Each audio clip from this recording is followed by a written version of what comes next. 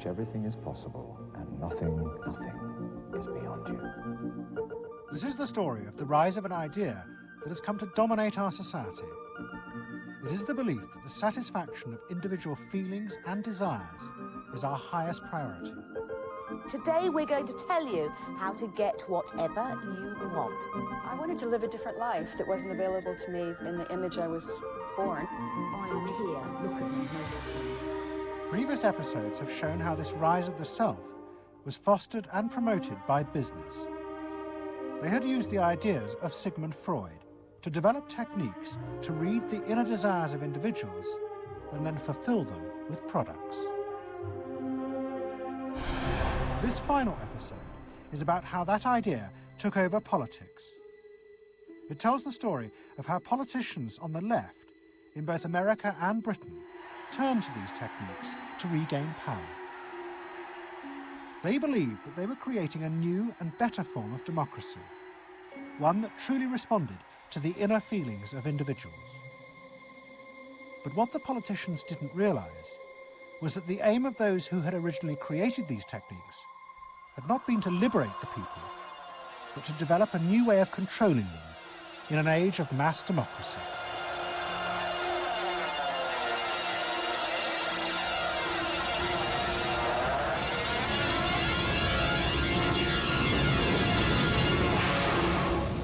The roots of the story lie way back in the America of the 1920s with one man. He was called Edward Bernays, the nephew of Sigmund Freud. Bernays had been one of the inventors of the profession of public relations, and he was fascinated by his uncle's theory that human behavior was driven by unconscious sexual and aggressive drives. Many of Bernays' clients were large American corporations, and he was the first person to show them how they could sell many more products if they linked them through images and symbols to those unconscious desires that Freud had identified. The strategy he offered them was that people could now look at the goods that were emerging within this society and not merely view those goods as things that they needed in order to deal with some specific material want, but also as goods which would stroke and respond to deep emotional yearnings. You know, how this bar of soap or this bag of flour will make you a happier, more successful, more sexually appealing, less fearful person. Somebody to be admired rather than reviled. The powerful people in that world are those people who are capable of reading the public mind and giving the public what it wants in those terms. And Bernays was at the heart of it. Bernays was the guy who was the foremost articulator of the theories which were driving this new system. By the 1980s, Bernays' ideas had come of age. A vast industry had grown up in America, devoted to reading the inner desires of consumers. At its heart was the technique of the focus group. Previous episodes have shown how the focus group was invented by psychoanalysts employed by US corporations. The aim was to allow consumers to express their inner feelings and needs, just as patients did in psychoanalysis. The information was then used to promote and design new products that would fulfill those desires. And Edward Bernays, who was now nearly 100 years old, was celebrated as the founding father of this marketing world. Hi, Doctor. Good to see you. Come on up over here. There you go. Doctor, tell me again what the doctor is. What are we dealing with here? You're the father of public relations. What we're dealing with really is the concept that people will believe me more if you call me doctor. Oh, I see. So, it's a good idea. And Bernays' ideas and techniques were also about to conquer Britain in the 1980s. Unlike America, the ruling elites in Britain had always distrusted the idea of pandering to the masses. It was epitomized by the patrician elite who ran the BBC. Even as late as the 60s, popular programs were referred to as ground bait. Their real job was to lure the viewers into watching the more serious programs the elite knew was good for them. and market research reflected this attitude.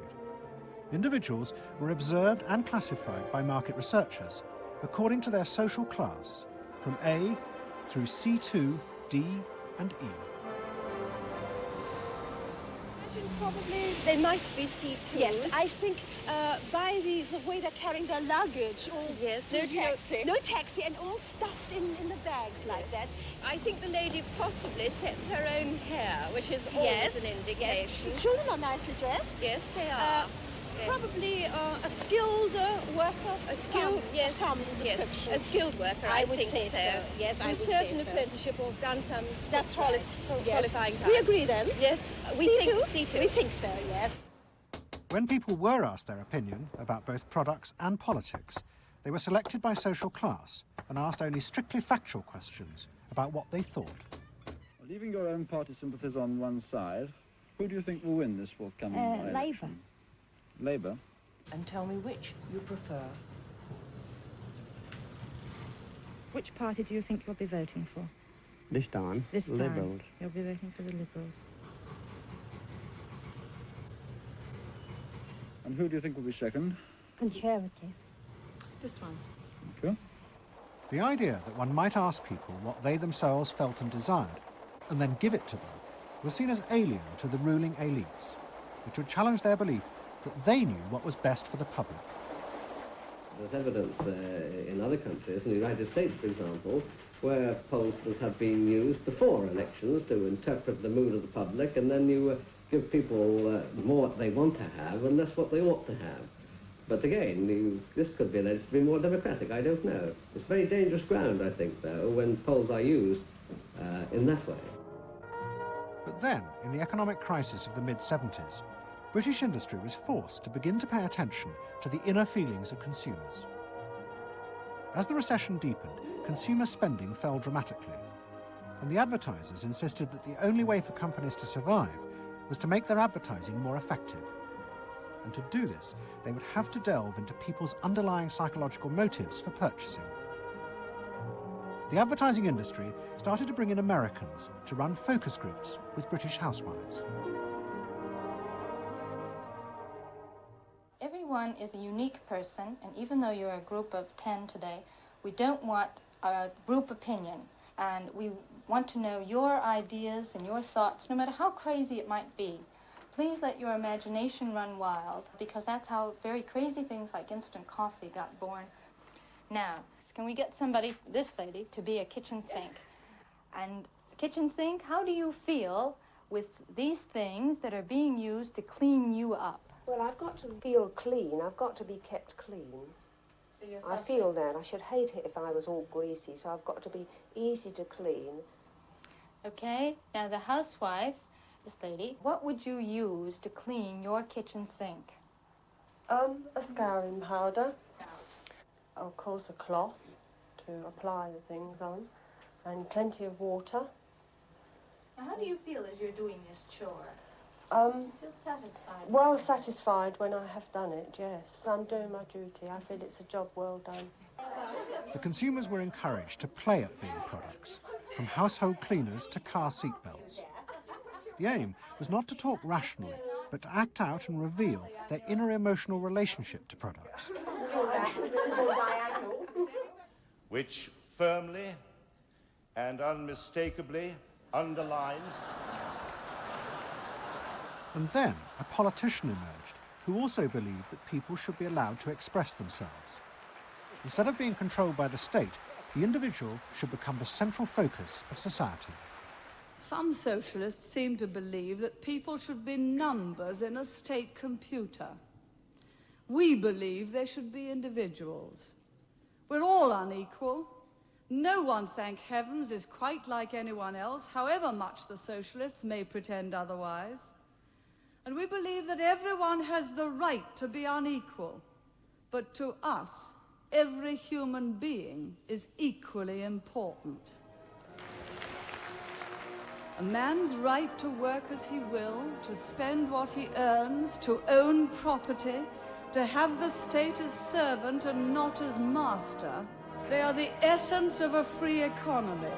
And on that freedom, all our other freedoms depend.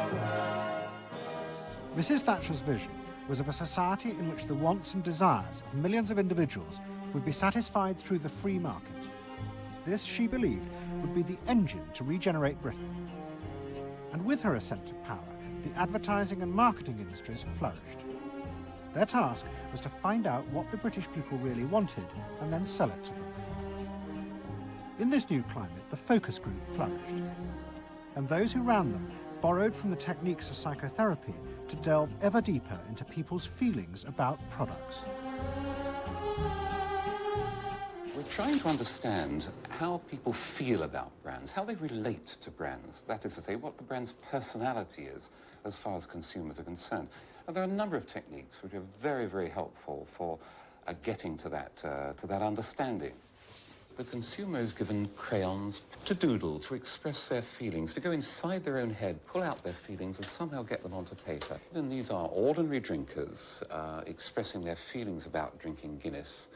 Here you see a rich, very female aspect of Guinness. So if you were describing a woman who somehow to you had that character, what sort of person is it? Paula Yates, who used to lay in bed, surrounded with magazines and chocolates like a 50s starlet. Out of this research, the marketeers began to detect a new individualism. In particular, among those who had voted Conservative for the first time in 1979. They no longer wanted to be seen as part of social classes, but to express themselves. And crucial to this were the products they chose to buy. We identified that there was this trend towards what might be called individualism, where people wanted to still be part of a crowd, but to express themselves as individuals within it, to have their own personalities, to be, I suppose, their own men. I didn't want to be the same as everybody else. I wanted it to be a little bit different, a little bit individual. It's quite individual upstairs. It's not remarkable, but I think it's quite individual. It is expensive. It's Italian. It's Italian, it's expensive, and it's good quality. A little bit different. Yeah, we want to set our own standards, so nobody else has got what we've got. We just didn't want it be the same as everybody else. We just want to be different. Business responded eagerly to this new individualism, but it soon became one of the main forces driving the growing consumer boom in Britain. Using the data from the focus groups, the manufacturers created new ranges of products that allowed people to express their individuality. Business also recategorized people. They were no longer divided by social class, but by their inner psychological needs. If the primary need is security and belonging, we call the groups mainstreamers. If it's status and the esteem of others, then it's aspirers. If it's control, it's succeeders. And if it's self-esteem, it's reformers. And this new marketing culture began to take over the institutions previously dominated by a patrician elite, in particular the world of journalism. The assault was led by the profession of public relations. In the past, PR had been seen as seedy and corrupt, but now it became a glamorous business, promoting products and celebrities. And one of the rising stars was another member of the Freud family, Matthew Freud, the son of the Liberal MP Clement. What Freud and other PRs realised was that they could use their celebrities as levers to infiltrate advertising into the editorial content of newspapers. The newspapers were offered exclusive interviews with celebrities, but only if they also agreed to mention products made by Freud's corporate clients, in terms dictated by the company.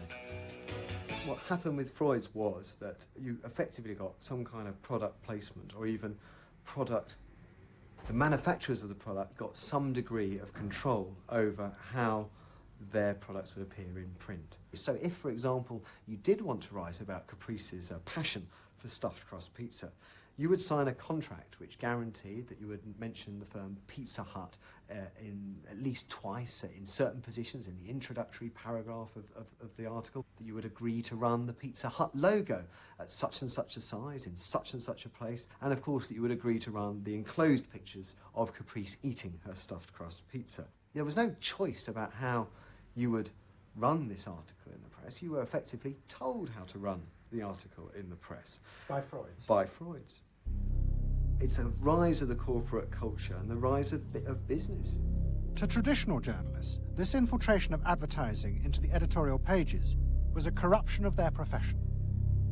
But to Mrs. Thatcher's allies, like Rupert Murdoch, who owned The Sun and The Times, it was part of a democratic revolution against an arrogant elite who had too long ignored the feelings of the masses. They hate to see someone communicating with the masses. They feel that newspapers, the written word is not for the masses. That should be left to television, or perhaps to nobody. I'm very proud of The Sun. And The Sun was not represented tonight in your film. You just took page 3, which everyone seems so fascinated with. How about page 1, page 2, every other page of the paper? It was a typical piece of slanting and elitism by the BBC, who, after all, in order to get viewers for this program, put on a very sexy episode of Star Trek, which I was watching out in the room there. Oh, I don't think they put it on to get us viewers. I think we just are lucky to follow They try to carry viewers into these show programs. You know how it's done. By the late 80s, Mrs. Thatcher and her allies in advertising and the media had brought the desires of the individual to the centre of society. As last week's episode showed, it was the same transformation that President Reagan had brought about in America. Both politicians had encouraged business to take over from government the role of fulfilling the needs of the people. In the process, consumers were encouraged to see the satisfaction of their desires as the overriding priority. To Thatcher and Reagan, this was a new and better form of democracy. But to their opponents in the parties of the left, they had summoned up the most selfish and greedy aspects of human nature. Ronald Reagan and Margaret Thatcher both embraced an economic philosophy that says the unit of judgment was not only the individual, but it was the individual's personal satisfaction, the individual's own unique happiness and well-being. It was, in a sense, the triumph of regarding individuals as purely emotional beings who have needs and wants and desires that need to be satisfied and can be satisfied unconsciously. It goes way back to the early part of the 20th century, to Freud, to notions of the unconscious, the assumptions that we are, in terms of our rational minds, we're little corks bobbing around on this great sea of hopes and fears and desires of which we are only dimly aware. And that the role of a marketer, the role of somebody selling something, including a politician, is to appeal to this great swamp of desire, of unconscious desire. The left believed the opposite, that the way to create a better society was not to treat people as emotional, isolated individuals, but to persuade them to realize that they had common interests with others, to help them rise above their individual feelings and fears. Let me assert my firm belief that the only thing we have to fear is fear itself. Nameless, unreasoning, unjustified terror, which paralyzes needed efforts to convert retreat into advance. This idea had flourished in America in the Depression of the 1930s. President Roosevelt, faced with the chaos caused by the Wall Street crash, encouraged Americans to join together in trades unions, to set up consumer groups, and to pay for a welfare system for those trapped in poverty. His aim was to create a collective awareness which would become a powerful weapon against the unfettered power of capitalism, which had caused the crisis. That idea had driven the Democratic Party for 50 years. But now, Roosevelt's inheritors railed vainly against the effects of the self-interest encouraged by President Reagan. There is despair, Mr. President, in the faces that you don't see. Maybe, Mr. President, if you stopped in at a shelter in Chicago and spoke to the homeless there.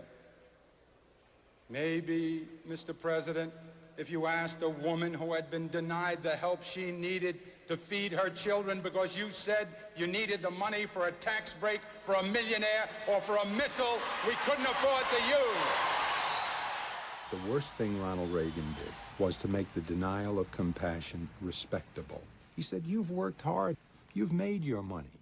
You shouldn't have to feel guilty about refusing to throw it away on people who choose to be homeless and who choose not to work. That's what he said. He said it with an elegance and a kind of benign aspect that disguised its harshness. You think we can do anything about it? Well, why not?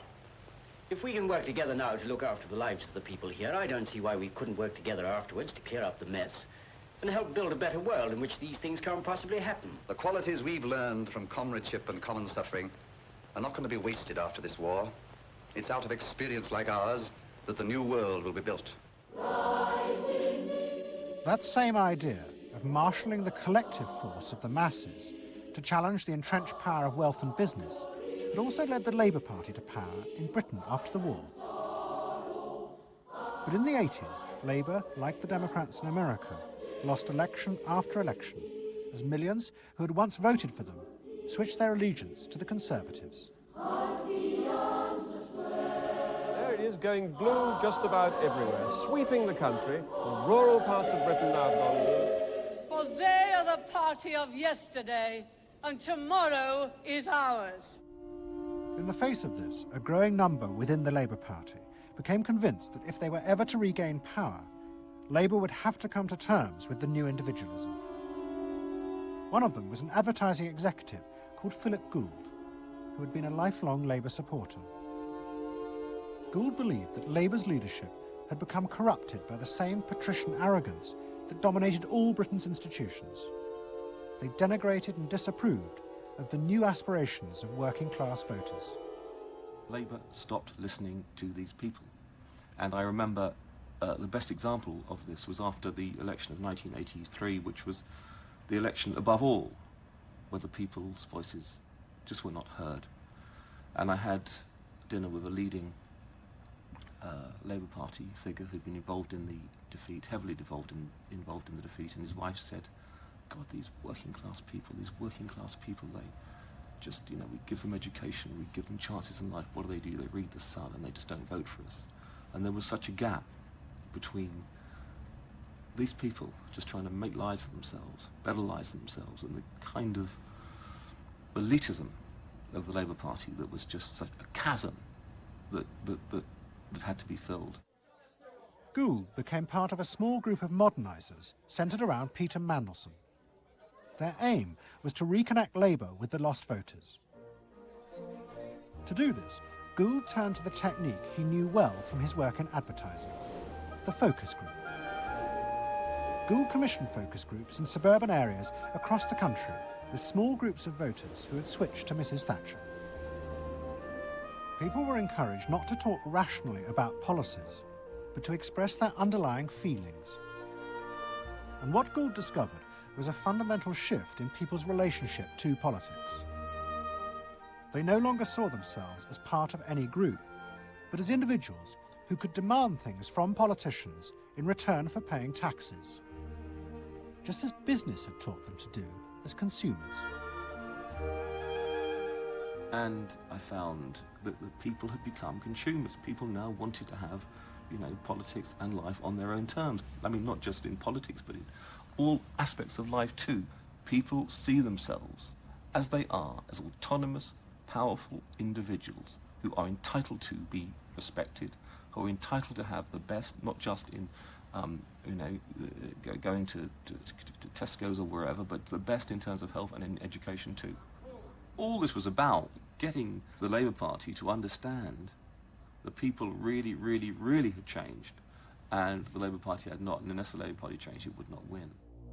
Philip Gould now set out to try and persuade the Labour Party that they would have to make concessions to what he called the new aspirational classes.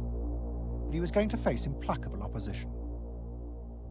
In the run-up to the 1992 election, Gould argued that the only way to win was for Labour to promise not to put up taxes. But the Shadow Chancellor, John Smith, angrily refused. Labour would stick to its fundamental policies. They would fight the election with the promise of tax increases to create a fairer society. And as the campaign began, it seemed as if Philip Gould was wrong. The traditional polls consistently showed Labour ahead, despite the Conservative campaign message that a Labour government would put up taxes. Even the Conservatives' oldest allies in the press became convinced that by harping on about tax, the Conservatives were cutting their own throats. So the worry about the Tories must be that they're not, at the moment, conveying a sense of grip and being in control. And unless they can do better than that, I think they're going to lose. But the other thing is that they still say that they are going to go on and on with this one single message of tax. And I think, part of the difficulty this morning was that you had a whole lot of people who've been going to the same press conference for 7 days, had virtually the same message thrust at them, and are kind of getting bored and restless and hitting back on it. I think the media sense a big story coming in the Tories being defeated. And the Labour Party, too, was convinced it would win and finally return to power. It's now time to meet the men and women who will form the next government. Labour Chancellor of the Exchequer, John Smith. And now, it is time for the next Prime Minister, Neil Kinnock. Those running Labour's campaign believed that by modern presentation, they would attract back the voters, yet keep the old policies. But Philip Gould was convinced that Labour were going to lose. Through his focus groups, he knew that the very people who were telling the traditional pollsters they would vote Labour were in reality preparing to vote Conservative out of self-interest. But they were too embarrassed to admit it. And John Major also knew this, because his focus groups were telling him the same thing.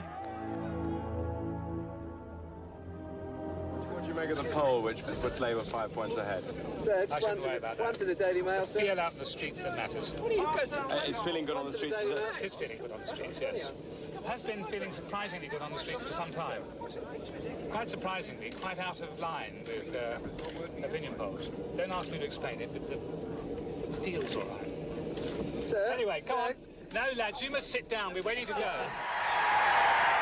John Major's victory in 1992 was a disaster for the Labour Party. The small group of reformers centred around Peter Mandelson and Philip Gould were convinced that the only way for the party to survive was to change its basic policies. But their ideas were rejected by John Smith, who had now become leader. Philip Gould left Britain to go to work for the campaign to elect Bill Clinton president in America.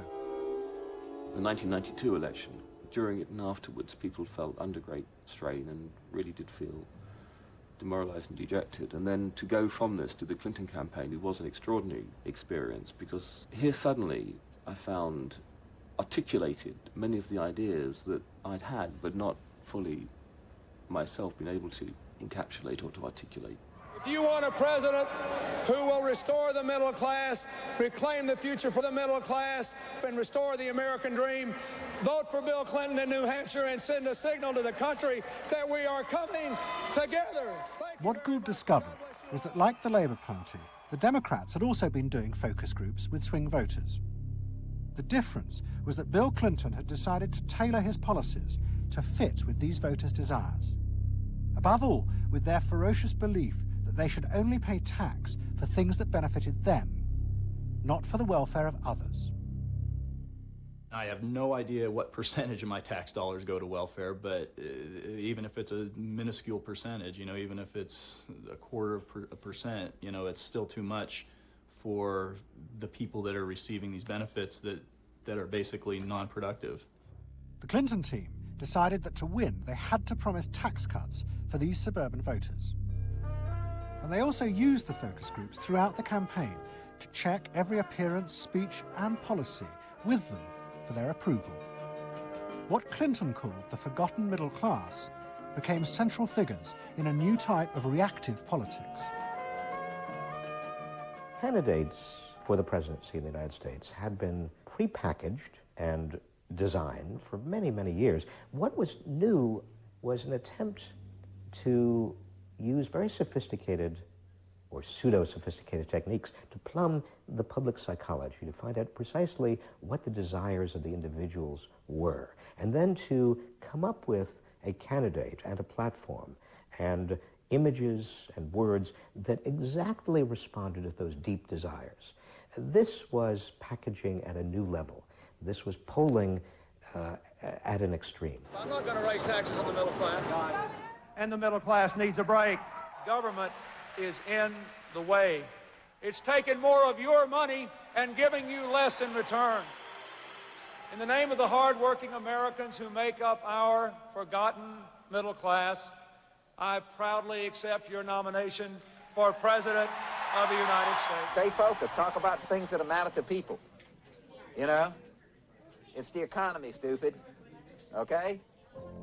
But Clinton's campaign team, led by James Carville and George Stephanopoulos, did not believe that they were capitulating to the selfish desires of the middle classes. Tax cuts were the price they had to pay to regain power.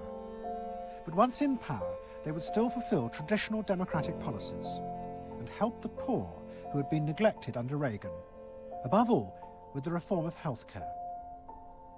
They would pay for the tax cuts by cutting defense spending and increasing taxes on the very rich.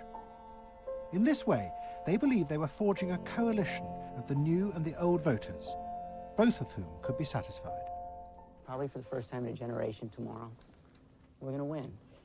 And that means that more people are going to have better jobs. People are going to pay a little less for health care, get better care. And more kids are going to go to better schools. So thanks.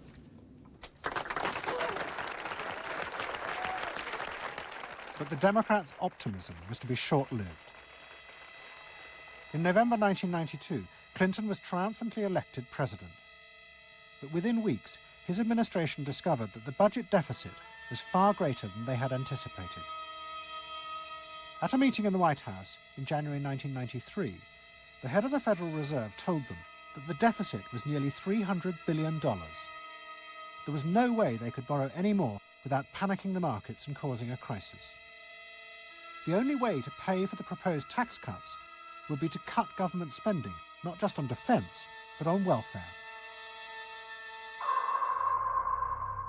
Clinton was faced with a choice between the old politics and the new, and he chose the old.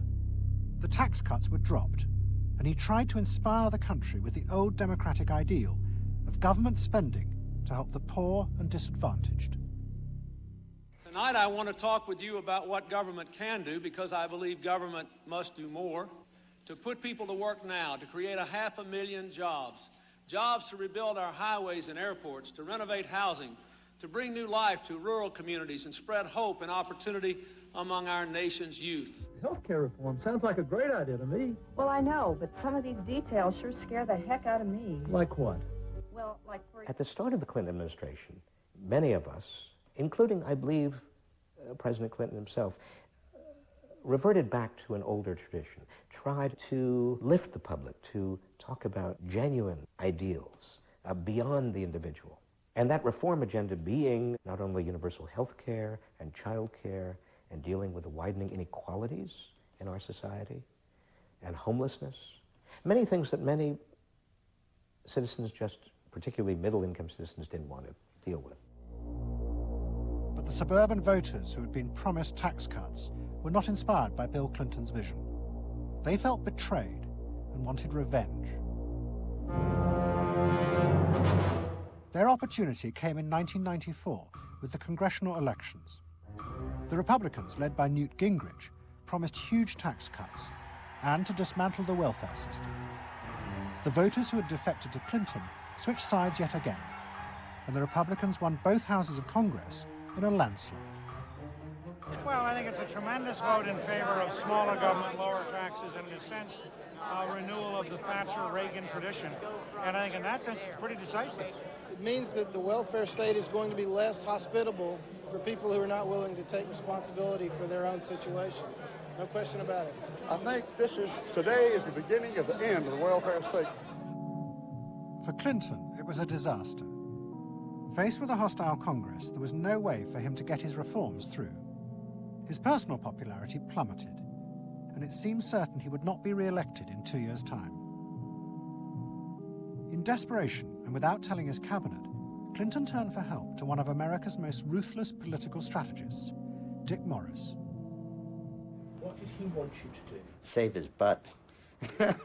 Clinton was in serious trouble. He had lost the '94 election. He had lost control of Congress, and he hired me to come back and help save him.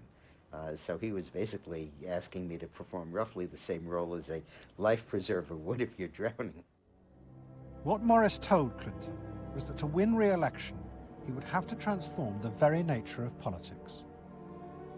The crucial swing voters in the suburbs now thought and behaved like consumers. The only way to win them back was to forget all ideology and instead turn politics into a form of consumer business. Clinton must try to identify their personal desires and whims and then promise to fulfill them. If he followed those consumer rules, they would follow him.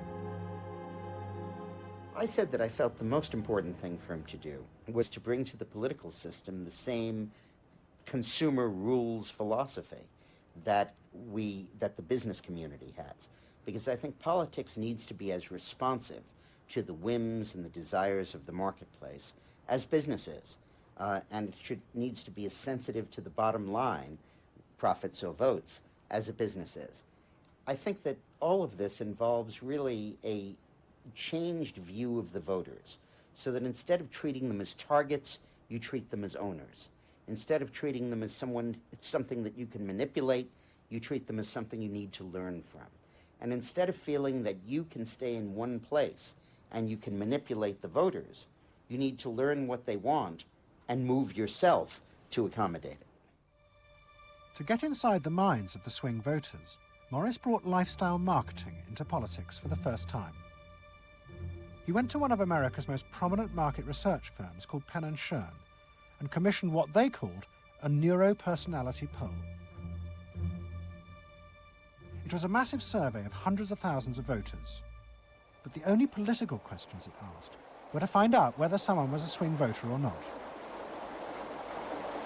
All the other questions were intimate psychological ones, designed to see whether swing voters fell into identifiable psychological types. Well, we were asking people like, do you think you're the life of the party? Do you think when you see things that you like to have a list and organize them? Do you typically try to plan things ahead, or do you like to be more spontaneous? Where do you like to go? What sports do you like to play? What would you do with your spouse on a romantic weekend? So we were asking people some very personal questions about their own lives to try to see were the kinds of people that were likely to change their vote also possessing of certain kinds of personality traits. And in fact, they were. The neuropersonality poll allowed the Clinton team to segment swing voters into different lifestyle types. They were given names like pools and patios, or caps and gowns, who were urban intellectuals living in university towns. From this, the team could identify ways in which they could make individuals feel more secure in their chosen lifestyles, just as business had learned to do with products. Dick Morris called it small-bore politics, tiny details of people's lives and personal anxieties which politics had never even thought about or noticed before, but which now had become the key to winning power. It was an America that focused on day-to-day practical concerns. Should I wear seatbelts? Should I stop smoking? Should I wear a school uniform? Is my neighborhood being protected?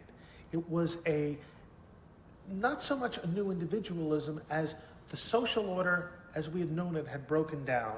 So we got into people's heads, understood their psychology about lifestyle, about values, what they thought was important, what issues they wanted politicians, and particularly the president, to address.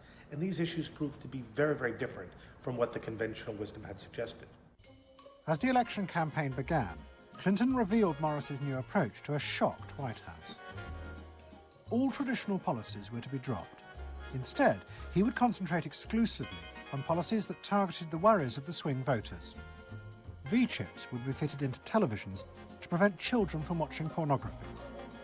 And mobile phones would be fitted into school buses to make parents feel more secure. Dick Morris also persuaded the president to spend his leisure time in the same way as particular groups of swing voters. He sent Clinton on a hunting holiday, dressed in exactly the Gore-Tex outfits a group called Big Sky Families liked. The aim was to reflect swing voters' lifestyles back to them. The Liberals in Clinton's cabinet hated this approach. And I would say, well, Dick, why have a campaign? This was the 1996 campaign. If all the president is going to do is offer up these little bite-sized miniature initiatives that appeal to people's desires, like consumers, buying soap, V-chips that you could put in your televisions so you could make sure that your children did not have pornography, and school uniforms. Why talk about them? They're so mundane and they're so tiny. And he would say back, if we don't do this, we may not get reelected. And I would say, what's the point of getting reelected if you have no mandate to do anything when you're reelected? And he'd say, what's the point of having a mandate if you can't get reelected? Isn't the ultimate goal getting reelected? But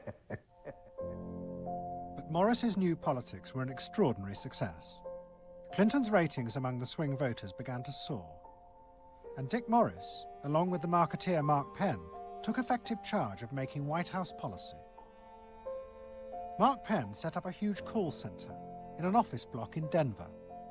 And every night, hundreds of telephone operators called swing voters in suburbs across the country to check with them every detail of policies that Clinton was proposing.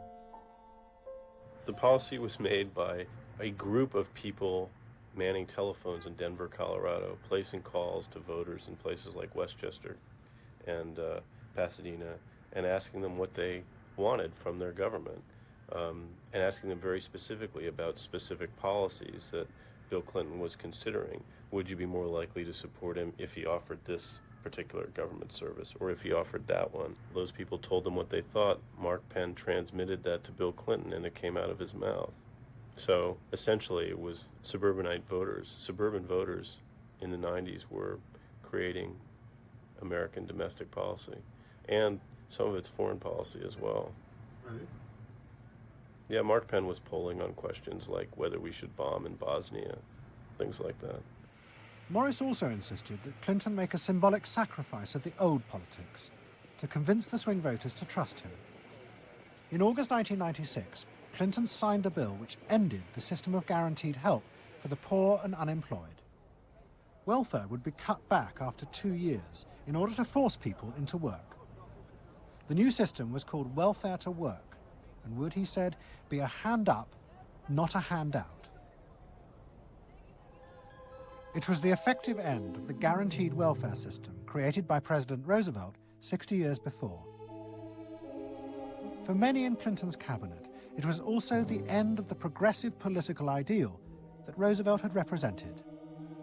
The belief that one used a position of leadership to persuade the voters to think and behave as social beings, not as self-interested individuals.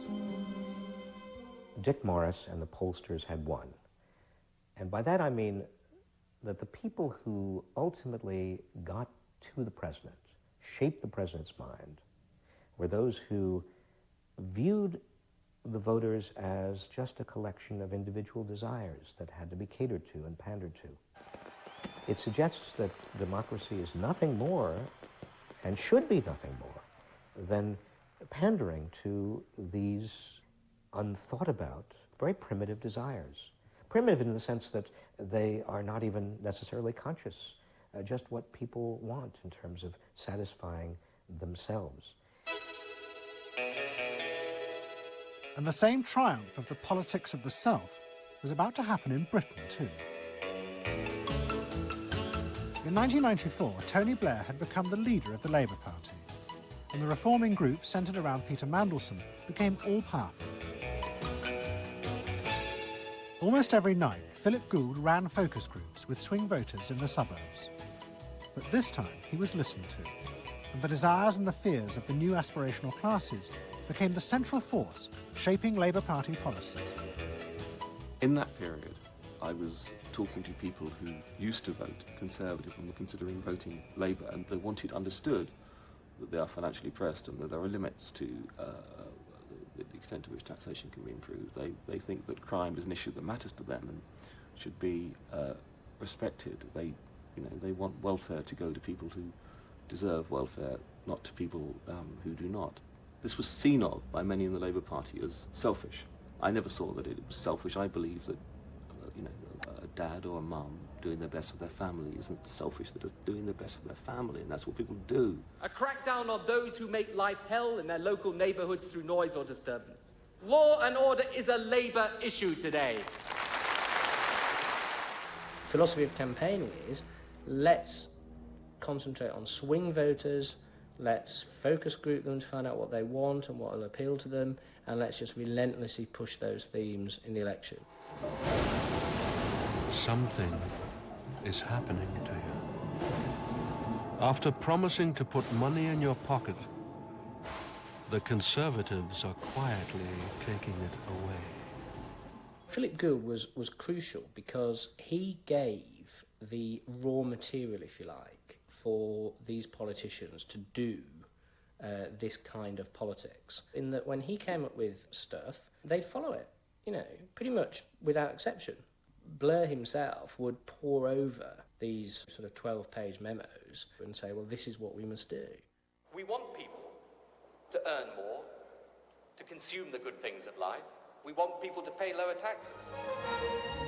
Gordon Brown says the Labour government would hold the main tax rates unchanged. The Labour government will not increase the basic rate of tax. I want to make it clear that I will not increase tax. In fact, the Labour Party does stand for Middle England. Those that aspire to do better, to get on in life, and be ambitious for themselves and their families will do better with Labour. Groups of 8 people drinking wine and nibbling, you know, Cheerios, what they thought determined effectively everything that the Labour Party did. And although those running the campaign liked to portray the new approach as their invention, it was in fact copied from the Americans, even down to the phrases that the American marketeers had tested on their swing voters. Peter Mandelson and his team were in the United States watching what we did and copied almost verbatim our approach in their 1997 campaign. The benefit system should be about giving people a hand up, not just a handout. Mandelson's not a fool if he's anything. He saw something that worked, so why not do it? And I can remember reading their manifesto and saying to myself, they just took it lock, stock, and barrel. You know, on one hand, you're proud, and on another hand, you're bitch. And as in America, Labour was forced to drop policies that would not directly benefit the swing voters, even if it meant sacrificing its fundamental principles. The commitment to public control of industry, which was enshrined as Clause 4 of the party constitution, was dropped. The aim of Clause 4 had been to use the collective power of the people to challenge the unfettered greed of business. But now, Tony Blair was faced with crucial voters who no longer saw themselves as exploited by the free market. They saw themselves as individual consumers who were fulfilled and given identity by what business delivered them. The new Clause 4 promised not to control the free market, but to let it flourish. Business is more powerful than government. It is quicker, it is more creative. Business is the lifeblood of the country. From this come all the benefits that society needs. Employment, investment. I think, frankly, there is only one party getting business right, and that's New Labour.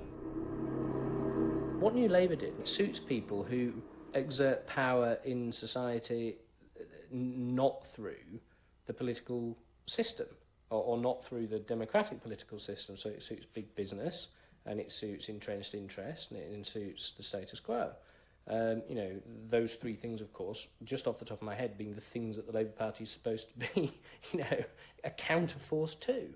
What that means is big business get to carry on exerting their power behind the scenes, getting their way, because there's no countervailing pressure. Countervailing pressure isn't going to come from, you know, 8 people sipping wine in Kettering.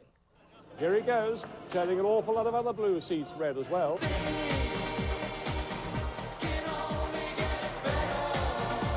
Very happy, very relieved, very exhilarated. But those who masterminded Labour's victory in 1997 saw it as a triumphant vindication of a new form of democracy. By understanding and fulfilling people's inner desires through the focus group, they were giving power to individuals not treating them as faceless groups who were told by politicians what was good for them. I don't see the focus group as some marketing tool. I see the focus group as a way of hearing what the people have to say. And I see the focus group as a way to a new form of politics. What the people give, the people can take away.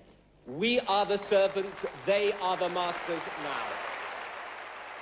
1997 was, I think, fundamentally important in that. Because I think it is the end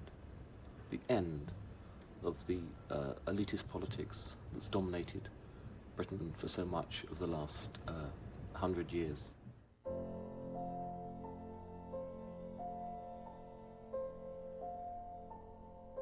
In 1939, Edward Bernays, Sigmund Freud's nephew, created a vision of a future world in which the consumer was king. It was at the World's Fair in New York, and Bernays called it Democracity. It was one of the earliest and most dramatic portrayals of a consumerist democracy, a society in which the needs and desires of individuals were read and fulfilled by business and the free market. The World's Fair created a spectacle in which all of these concerns were met, and they were met by Westinghouse and General Motors and the American Cash Register Company, and company after company presented itself as this sort of centerpiece of a society in which human desire and human want and human anxiety would all be responded to and would all be met purely through the free enterprise system. There was this sort of notion that the free market was something that was not guided by ideologies or by political power. It was something that simply was guided by the people's will. This was the model of democracy that both New Labour and the American Democrats had bought into in order to regain power. They had used techniques developed by business to read the desires of consumers, and they had accepted Bernays' claim that this was a better form of democracy. But in reality, the World's Fair had been an elaborate piece of propaganda designed by Bernays for his clients, the giant American corporations. Privately, Bernays did not believe that true democracy could ever work. He had been profoundly influenced in this by his uncle's theories of human nature. Freud believed that individuals were not driven by rational thought, but by primitive unconscious desires and feelings. And Bernays believed that this meant it was too dangerous to let the masses ever have control over their own lives. And consumerism was a way of giving people the illusion of control, while allowing a responsible elite to continue managing society.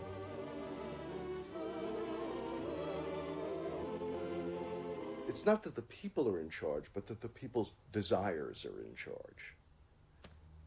The people are not in charge. The people exercise no decision-making power within this environment. So democracy is reduced from something which assumes an active citizenry to something which now increasingly is predicated on the idea of the public as passive consumers, the public as people who essentially what you're delivering them are doggy treats. The problem for New Labour was that it believed the propaganda. They took at face value the idea promoted by business that the systems invented to read the consumer's mind could form the basis for a new type of democracy. Once in power, New Labour tried to govern through a system that Philip Gould called continuous democracy. But what worked for business in designing products led the Labour government into a bewildering maze of contradictory whims and desires. For much of Labour's first term, the focus groups said that the railways were not a high priority, and Labour's policies faithfully reflected this. But now, those same groups are blaming the government for not having invested more money sooner in the railways. The point about focus group politics is that there isn't one because people are contradictory and irrational, and so you have a problem in terms of deciding what you're going to do if all you do is actually listen to a mass of individual opinions that are forever fluctuating and don't really have any coherence, and crucially are not set in context. So that's why people can say, you know, I want lower taxes and better public services. Of course they do. You know, if you say, do you want to pay more taxes to get better public services, people are less sure. They then don't believe that if they do pay more taxes, they will be spent on better public services. So you end up in this quagmire where, you know, the truth is a politician has to say, look, this is what I believe. I believe that you should pay slightly more taxes to make better public services, and I pledge that I'm competent enough to actually use that money wisely. Do you want that? Vote for me, yes or no. And that's what Blair has failed to do. Tony Blair turns around and sort of tries to feed back to them what they already believe, and given what they believe is sort of a load of individual, incoherent, contradictory nonsense, that's all he has to offer. And then he wonders why people don't get him. You know, the answer they don't get him is because they're looking for someone to do something that they can't do themselves, which is actually come up with a coherent political opinion that they might have faith in. New Labour are faced with a dilemma. The system of consumer democracy that they have embraced has trapped them into a series of short-term and often contradictory policies. There are now growing demands that they fulfil a grander vision, that they use the power of government to deal with the problems of growing inequality and the decaying social fabric of the country. But to do this, they will have to appeal to the electorate to think outside their own self-interest. And this would mean challenging the now dominant Freudian view of human beings as selfish, instinct-driven individuals, which is a concept of human beings that has been fostered and encouraged by business because it produces ideal consumers. Although we feel we are free, in reality, we, like the politicians, have become the slaves of our own desires. We have forgotten that we can be more than that, that there are other sides to human nature. Fundamentally, here we have two different views of human nature and of democracy. You have the view that people are irrational, that they are bundles of unconscious emotion. That comes directly out of Freud. And businesses are very able to respond to that. That's what they have honed their skills doing. That's what marketing is really all about. What are the symbols, the music, the images, the words that will appeal to these unconscious feelings? Politics must be more than that. Politics and leadership are about engaging the public in a rational discussion and deliberation about what is best, and treating people with respect in terms of their rational abilities to debate what is best. If it's not that, if it is Freudian, if it is basically a matter of appealing to the same basic unconscious feelings that business appeals to, then why not let business do it? Business can do it better. Business knows how to do it. Business, after all, is in the business of responding to those feelings.